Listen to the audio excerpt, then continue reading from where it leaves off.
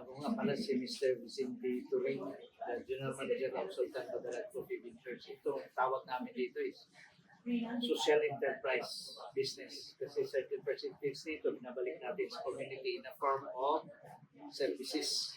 So sa pinaka, namin talaga, challenge ko paano namin i-address yung digitalization ng ating business operation. So, sa awa ng Panginoon, nabigyan tayo with DOLE, Department of Labor and Employment, dahil sa parang nagiging priority din tayo sa mga project na yan dahil sa nagiging national finalist tayo. So ngayon, yung sa FISTO natin, nilagay natin doon yung para magiging na tayo, digitalized na yung recording system natin. So, ito'y malaking ambag sa business operation.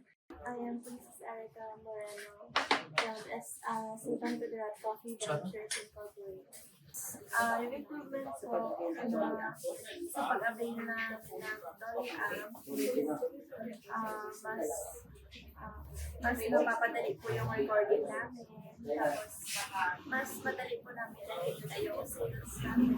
Yung pag-avail namin ng Dolly sa pag-process namin ng coffee, mas naka-process po kami ng madami. Nakapagbigay po ng more opportunities na ibang market. Like